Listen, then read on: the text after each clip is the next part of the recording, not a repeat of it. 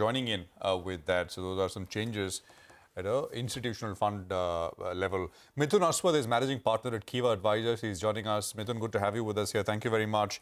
Are we in for a bit of a phase of consolidation here, Mithun?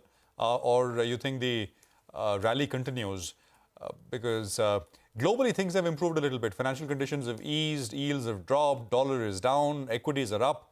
But how much of that will sort of continue to show up in a big way here? Your thoughts? Yeah, good afternoon, Prashant. I think over the last few weeks, you actually saw, there's been a little bit of a catch up in terms of the global equities as well. Otherwise, India was, a excellent outperformer over the last 1 year. I think the Nifty is up about 4%, while say the S&P 500 is still down 16%, while the Nasdaq is down 25%. But over the last 1 month, you've seen global equities catch up since they had been beaten down significantly. And we may also be towards the end of the rate hiking cycle of the Fed. The recent CPI number for October came in better than expected. And you saw a risk-on rally emanate post that. So we could continue to see more of the same as long as inflation is remain in the same range. You may see some of these money move towards, those sectors which were beaten down in the US, primarily technology stocks. Even in the US, some of these technology stocks, especially the large caps, have come to quite attractive valuations and are way off their heady levels which we saw last year. So there will definitely be interest in those pockets. While in India, I think we may more tread water. And our markets have been held up because of FII flows over the last 2-3 weeks. Okay. All right. Hi, Mithun. Good afternoon. Thanks so much for joining in. Mithun, I believe you're still positive on the hospitality sector. And you have a couple of stocks as well that you're tracking in there. First, tell us about the theme and then run us through the stocks that you're positive on.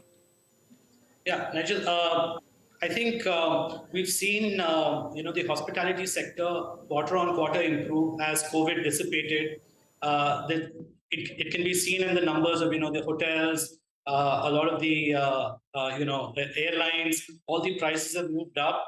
But we've played it over the last few quarters through a couple of companies. One is a company called Thomas Cook, which is primarily a travel agent business, as well as they have 3 other businesses, which is foreign exchange. They own the Sterling Holiday Resorts, and they have digital imaging solutions as their 4th business. We are quite positive on this company, primarily because during COVID, obviously, they were making quite a lot of losses. Now, 2 out of their 4 businesses have reached pre-pandemic levels in terms of scale. The other 2 businesses, which is Forex and travel-related services, are expected to go back to pre-pandemic levels over the next couple of quarters. And FY24 should be a year where, they go back to normalcy and go back even beyond pre-pandemic levels. So that is a company that we like. It is debt-free. It's promoted by the Fairfax Group. And this is a good company where, we see upside in terms of numbers coming in and strong cash flows being generated over the next few quarters.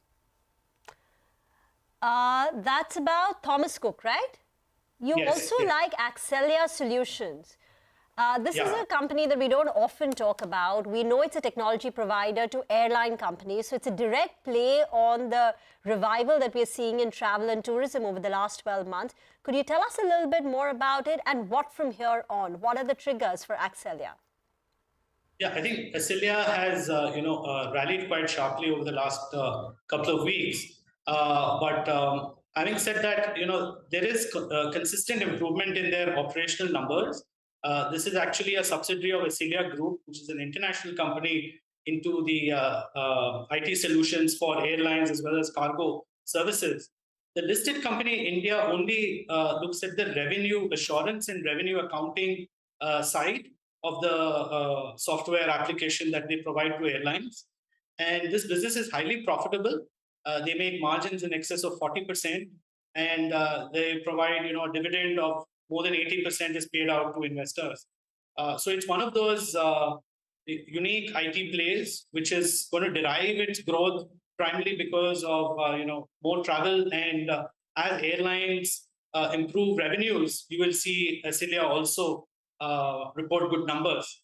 The interesting part is Acilia reported positive profitability even during COVID. So I think they have a very resilient business model.